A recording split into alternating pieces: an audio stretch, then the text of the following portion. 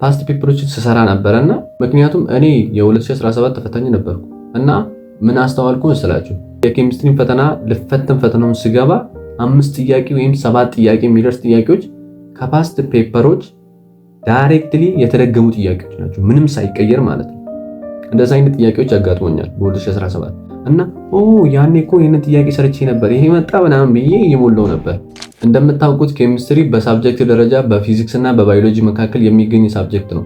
ይሄ ማለት ካልኩሌሽን ፓርት አለው፣ ቲዮሪም ፓርቶች አሉ። ስለዚህ ለኢንትራንስ ኤግዛም ስትዘጋጁ እነዚህን ሁለት ነገሮች ለይታችሁ መዘጋጀት መቻል አለባችሁ። እና በዚህ ቪዲዮ የምነግራችሁ ነገር ሁለት ነገር ነው። የመጀመሪያው ኬሚስትሪ ላይ አሪፍ ውጤት ለመስራት ምንድነው ማድረግ ያለባችሁ፣ ሁለተኛ ላይ ደግሞ ከ9ኛ ክፍል እስከ 12ኛ ክፍል ያለውን ኬሚስትሪ በ7 ሴክሽኖች ከፋፍዬ እንዴት ማንበብ እንዳለባችሁ የምነግራችሁ ይሆናል ማለት ነው። ቪዲዮውን እስከ መጨረሻ ማየት ግዴታችሁ ነው። ቻናሌን ሰብስክራይብ አድርጉ፣ ይህንን ቪዲዮ ላይክ በማድረግ ጀምሩ። ቀጥታ ወደ ቪዲዮ። መጀመሪያ ላይ እንደተናገርኩት ኬሚስትሪ በሳብጀክት ደረጃ በፊዚክስ እና በባዮሎጂ መካከል የሚገኝ ሳብጀክት ነው። ይሄ ማለት ካልኩሌሽን ፓርት አለው፣ ቲዮሪ ፓርት አለው። እሱ ብቻ አይደለም፣ የዩኒቨርሲቲ ኢንትራንስ ኤግዛም ጥያቄዎችን በትክክል ካያችሁ ቀላል ጥያቄዎች አሉ፣ እንዲሁ ዝም ብላችሁ አይታችሁ የምትመልሱት። ሌሎቹ ደግሞ ከባድ ጥያቄዎች አሉ እና እናንተ ይህንን በማሰብ መዘጋጀት መቻል አለባችሁ። ስለዚህ ኬሚስትሪ ላይ አሪፍ ውጤት ለመስራት በመጀመሪያ ማድረግ ያለባችሁ ነገር ሪቪዥን ነው። ጥሩ ውጤት ለመስራት የጥናት ጉዳይ ሳይሆን የክለሳ ጉዳይ ነው። በጣም ብዙ ተማሪ የሚሰራው ትልቁ ስህተት ማጥናት ያጠናል፣ ነገር ግን ሲያጠና የሆነ ዩኒት ያነባል፣ ወደ ሌላ ያልፋል። ያ መጀመሪያ ላይ ያነበበውን ነገር ሪቫይስ አያደርግም። ስለዚህ ሪቫይስ እያደረገ ካልሄደ አዲስ ነገር እየተማረ ስለሆነ ያንን እየረሳ ይሄዳል ማለት ነው። ስለዚህ እናንተ ምንድነው ማድረግ ያለባችሁ? በየሁለት ቀኑ ሪቫይስ ማድረግ አለባችሁ። አዲስ ዩኒት እያነበባችሁ ስትሄዱ መጀመሪያ ላይ ያነበባችሁ ዩኒት በየሁለት ቀኑ ሪቫይስ ማድረግ መቻል አለባችሁ። እዚህ ጋር ደግሞ መረዳት ያለባችሁና ማስተዋል ያለባችሁ ነገር ሪቫይስ ማድረግ ሲባል ሙሉ መጽሐፉን ከመጀመሪያ ጀምሮ እስከ መጨረሻ ላይን በላይን ማንበብ አይደለም። ሪቫይስ ማድረግ ሲባል በዛ ዩኒት ጥያቄ መስራት ነው። ጥያቄ እየሰራችሁ የትኛው ቦታ ላይ እንዳልተረዳችሁ ማወቅ ማለት ነው። ከዛ ያ ያልተረዳችሁትን ቦታ ብቻ ሄዳችሁ ያንን ቦታ ራፍሊ ማየት። በሌላ መንገድ ደግሞ የመጽሐፉን ፔጅ ትከፍታላችሁ። ፔጁን ከከፈታችሁ በኋላ ከዚህ ቦታ ምንድነው ማስታወሰው ብላችሁ ራሳችሁን ትጠይቃላችሁ ማለት ነው። ከዛ ቦታ ላይ ማስታወስ ከከበዳችሁ ኦኬ እዚህ ጋር ይሄን ነገር አልተረዳሁትም፣ ስለዚህ ይሄን ነገር ሪቫይስ ማድረግ አለብኝ ብላችሁ ያንን ነገር ሪቫይስ ታደርጋላችሁ፣ ወደ ሌላ ታልፋላችሁ። እንደዛ ነው ሪቫይስ የምታደርጉት እንጂ ሁሉም መጽሐፉን ከመጀመሪያ ጀምሮ እስከ መጨረሻ ድረስ ላይን በላይን ማንበብ አይጠበቅባችሁ ማለት ነው። አሁን ለምሳሌ የሆነ ሳብጀክት ሰኞ ካጠናችሁ ሮብ ላይ ሪቫይስ ማድረግ አለባችሁ። ሮብ ላይ ሪቫይስ ካደረጋችሁ ቅዳሜ ላይ ሪቫይስ ማድረግ አለባችሁ። ቅዳሜ ላይ ሪቫይስ ካደረጋችሁ ደግሞ ከቀጣይ ሳምንት ውስጥ አንድ ቀን ወስዳችሁ ሪቫይስ ማድረግ አለባችሁ። እንደዛ እያለ ኢንፎርሜሽኑ ሎንግ ተርም ሚሞሪ ላይ እየተቀመጠ ይሄዳል። ከዛ አትረሱትም ማለት ነው። ያን ነገር በደንብ አይምሯችሁ ውስጥ ሴፍ ከሆነ ከፈለጋችሁ ከአንድ ወር በኋላ ከፈለጋችሁ ከሁለት ወር በኋላ ብታነቡ ራሱ ነገሩን ታስታውሳላችሁ ማለት ነው። ስለዚህ ብዙ ጊዜ ባጠና ሳይም ሪቫይስ ባደረገ ነው። ሁለተኛ ላይ ኬሚስትሪ ላይ አሪፍ ውጤት መስራት ከፈለጋችሁ የኬሚስትሪ ፓስት ፔፐሮችን በትክክል መስራት አለባችሁ። 2፣ 3፣ 4፣ 5 መስራት መቻል አለባችሁ። ምክንያቱም እኔ የ2017 ተፈታኝ ነበርኩ እና ምን አስተዋልኩ መሰላችሁ? ፓስት ፔፐሮችን ስሰራ ነበርና የኬሚስትሪ ፈተና ልፈተን ፈተናውን ስገባ 5 ጥያቄ ወይም 7 ጥያቄ የሚደርስ ጥያቄዎች ከፓስት ፔፐሮች ዳይሬክትሊ የተደገሙ ጥያቄዎች ናቸው፣ ምንም ሳይቀየር ማለት ነው። እንደዛ አይነት ጥያቄዎች አጋጥሞኛል በ2017 እና ያኔ እኮ ይሄንን ጥያቄ ሰርቼ ነበር ይሄ መጣ ምናምን ብዬ እየሞላው ነበር። ስለዚህ ፓስት ፔፐር ጥያቄዎችን መስራት በጣም ነው የሚጠቅማችሁ፣ ምክንያቱም ጥያቄዎቹ ይደጋገማሉ። መሸወድ የለባችሁ። ጥያቄዎቹ ስለሚደጋገም የፓስት ኤግዛም ጥያቄዎችን በትክክል መስራት አለባችሁ። ጥያቄዎቹ ደግሞ ዳይሬክትሊ ነው የሚደገሙት፣ አንዳንዶቹ ደግሞ ኢንዳይሬክትሊ ይደገማሉ። ስለዚህ ፓስት ፔፐሮችን በትክክል መስራት መቻል አለባችሁ። ሶስተኛ ላይ ደግሞ ለሚከብዳችሁ ቶፒኮች እና ዩኒቶች ቪዲዮ ማየት ከፈለጋችሁ ዘ ሴክሬትን በትክክል ተጠቀሙበት። ቲቸር ታሜ በጣም ነው ኬሚስትሪ የሚያስተምረው እና እኔም በጣም የረዳኝ አስተማሪ ነው። እናንተም በትክክል ተጠቀሙበት፣ በጣም ይረዳችኋል። ለሚከብዳችሁ ሳብጀክቶች የሱን ቪዲዮ በማየት በቀላሉ መረዳት ትችላላችሁ ማለት ነው። ስለዚህ ኬሚስትሪ ላይ አሪፍ ውጤት ለመስራት እነዚህን 3 ነገሮች ማድረግ አለባችሁ። አንደኛ ላይ ሪቫይስ ማድረግ፣ ሁለተኛ ላይ ጥያቄ መስራት፣ ሶስተኛ ላይ ደግሞ እንደ ሪሶርስ ዘ ሴክሬትን በትክክል መጠቀም ማለት ነው። አሁን ደግሞ ወደ ዋናው ቶፒክ እንለፍ። እሱም ከ9ኛ ክፍል እስከ 12ኛ ክፍል ያለውን ኬሚስትሪ በ7 ሴክሽኖች ከፋፍያለሁ። እሱን እንዴት ማንበብ እንዳለባችሁ የምነግራችሁ ይሆናል ማለት ነው። ስለዚህ ቀጥታ ወደ እነሱ እንለፍ። የመጀመሪያው ሴክሽን ከ9ኛ ክፍል ስትራክቸር ኦፍ አተም ኦልድ ላይ አለ፣ ኒው ላይም አለ። ፔሪዮዲክ ክላሲፊኬሽን ኦፍ ኤሌመንት ኦልድ ላይም አለ፣ ኒው ላይም።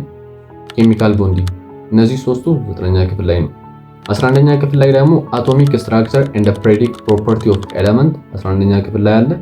ኬሚካል ቦንዲንግ እዛው 11ኛ ክፍል ላይ አለ ማለት ነው። እነዚህ መጀመሪያ ሴክሽን ላይ ያስቀምጡት በጣም ቤዚክ የሆኑት ነገሮች ናቸው እና የኢንትራንስ ኤግዛም ጥያቄዎች ላይ የሚመጡ ጥያቄዎች ከዚህ ደግሞ በጣም ብዙ ናቸው። አትሊስት አንድ ላይ ማለት ነው አልመጣም ከተባለ 10 ጥያቄ ነው። በጣም ብዙ ጥያቄ ነው የሚመጣው።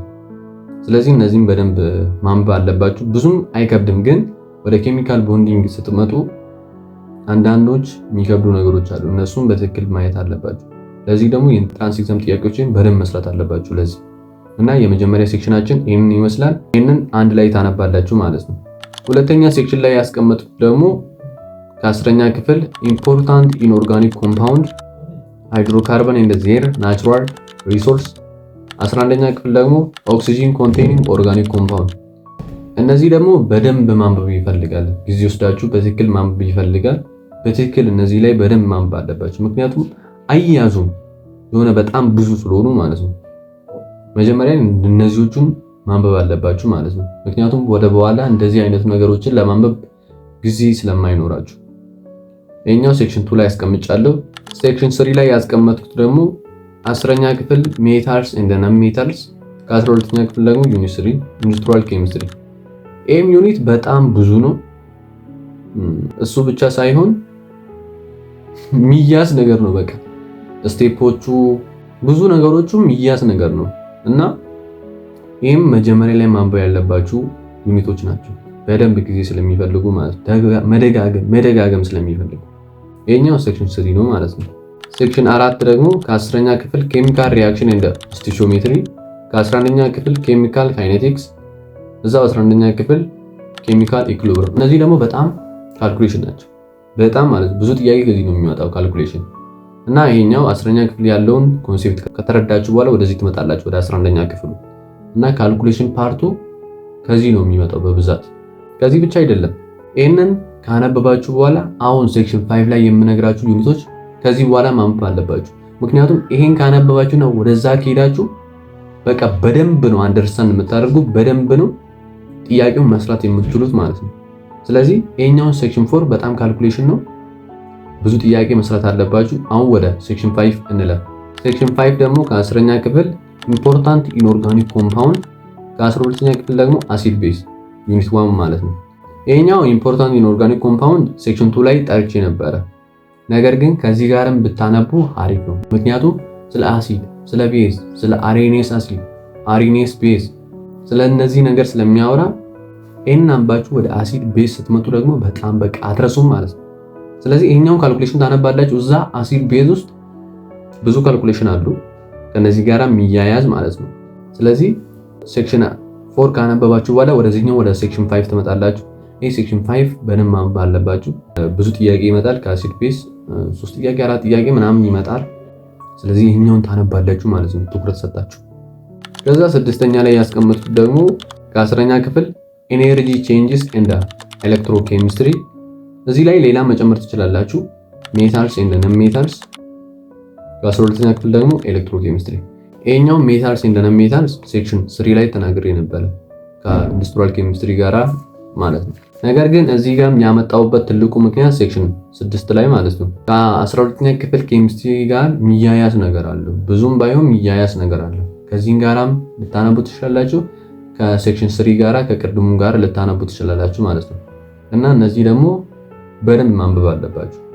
ኤሌክትሮኬሚስትሪ አንዳንድ ካልኩሌሽን አይባልም፣ አሁን ካልኩሌሽን ማለት ትንሽ እና ከዚህ ደግሞ ጥያቄዎቹ ይመጣሉ። አኖድ ካቶድ ጥያቄዎች ይመጣሉ እና በደንብ ትኩረት ሰጣችሁ የዩኒቨርሲቲ ኢንትራንስ ኤግዛም ጥያቄዎችን እያያችሁ የኛውን ደግሞ በትክክል ማንበብ መቻል አለባችሁ። ሴክሽን 7 ላይ ያስቀምጡ ደግሞ አይገናኙም ጭራሽ ማለት ነው። ለብቻችሁ ማንበብ ያለባችሁ ዩኒቶች ናቸው። እነሱ ደግሞ የቱ ናቸው? ከ10ኛ ክፍል ሶሉሽን ነው። ይሄ አዲስ ነው፣ እኔ ያልተማርኩ ነበር። ይሄኛው አዲስ ስለሆነ በደንብ ትኩረት ሰጣችሁ ማንበብ አለባችሁ። ሌላ ደግሞ ማይገናኙ 11ኛ ክፍል ነው ፊዚካል ስቴት ኦፍ ማተር። የኛው ድሮ ከ9ኛ ክፍል ኦልድ ካሪኩለም ጋር ይገናኝ ነበረ። አሁን ከየትኛው ዩኒት ጋር አይገናኝም፣ ለብቻ ታነባላችሁ ማለት ነው። ይሄ ብዙም አይከብድም፣ ፊዚካል ስቴት ኦፍ ማተር ማለት ነው። ሌላ ከ12ኛ ክፍል ፖሊመር። ይሄ ፖሊመር በጣም ትንሽ ዩኒት ነው። የሚመጣው ጥያቄ 2 ምናምን ጥያቄዎች ይመጣሉ፣ እነሱም ለብቻ ማንበብ አለባችሁ። ሌላ ደግሞ ከ12ኛ ክፍል ዩኒት 5 ኢንቫይሮንመንታል ኬሚስትሪ እና እነሱም ደግሞ ለብቻ ነው የምታነቡት ማለት ነው። ይሄ ሴክሽን 7 ላይ ያስቀመጥኩት ስለሚያያዝ ሳይሆን ለብቻ ማንበብ ያለባችሁ ዩኒቶች ናቸው። ስለዚህ እነዚህዎቹ ላይ በትክክል ፎከስ ማድረግ አለባችሁ። ምክንያቱም ካልኩሌሽን ፓርቶችም ላይ በደንብ ፎከስ አድርጉ። ነገር ግን እነዚህ የሆነ ኮንሴፕቱን አንደርስታንድ ማድረግ የሚፈልጉ ላይ ቲዮሪ በጣም በብዛት የሚበዙበት ሴክሽኖች ላይ በደንብ ፎከስ ማድረግ አለባችሁ። ምክንያቱም ይሄኛው የሆነ ወደ መጨረሻ አካባቢ ማንበብ አትችሉም። ስለዚህ ወደ መጀመሪያ አካባቢ በትክክል እነዚህዎችን በትክክል ማንበብ መቻል አለባችሁ። በኋላ ላይ ያስጨንቃችኋል እና ኬሚስትሪ ላይ አሪፍ ውጤት ለመስራት በትክክል ሪቫይስ አድርጉ። በቃ እኔ እንዴት ብዬ ልንገራችሁ፣ ፓስት ፔፐሮችን በትክክል ስሩ። ጥያቄው ይደጋገማል። እነዚህ የተደጋገሙን ጥያቄዎች ደግሞ ማጣት የለባችሁ። የሆነ ዩኒት ታነባላችሁ፣ ጥያቄ በደንብ ስሩበት፣ ራሳችሁን ፈትሹ። ደግሞ ጥያቄ ስታጡ ጻፉ።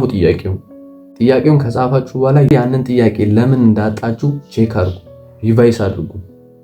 በዚህ መልክ ኬሚስትሪን በትክክል መዘጋጀት ትችላላችሁ ማለት ነው። ቀጣይ ደግሞ በሚገርም ቪዲዮ እንገናኛለን። ጥያቄ ካላችሁ ኮመንት ላይ መጻፍ እንዳትረሱ። በቀጣይ በአዲስ ቪዲዮ እስከምንገናኝ ድረስ ደህና ቆዩልኝ።